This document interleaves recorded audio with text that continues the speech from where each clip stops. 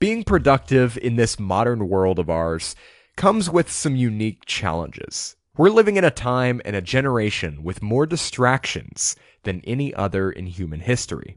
Technology is amazing, and it's created some incredible opportunities, but it's also fundamentally rewiring our brains. It's making us more prone to distraction and short-term gratification.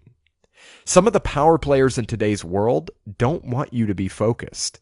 Not because they have anything against you or your productivity, but because there's a lot of money in keeping you distracted.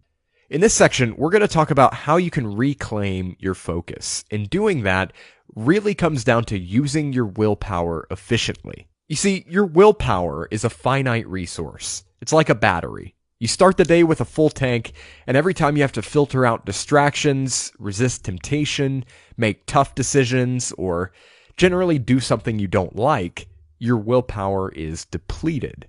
When you run out of willpower, you start giving in to distractions and bad habits, and your productivity takes a nosedive.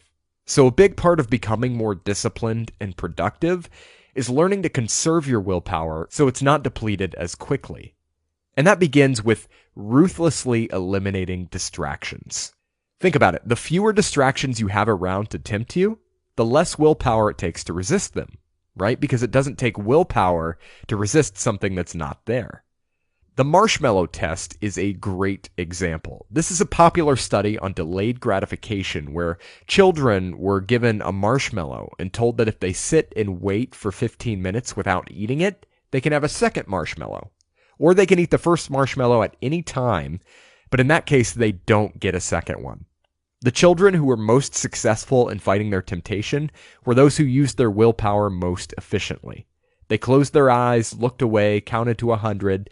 They basically did whatever they could to remove the marshmallow from their minds.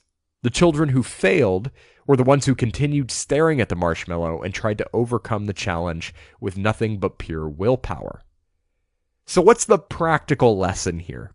It's very simple. To the extent that you can, remove distractions from your life and put yourself in a position where you don't have to make decisions. In this section, we'll talk about a few ways to do just that.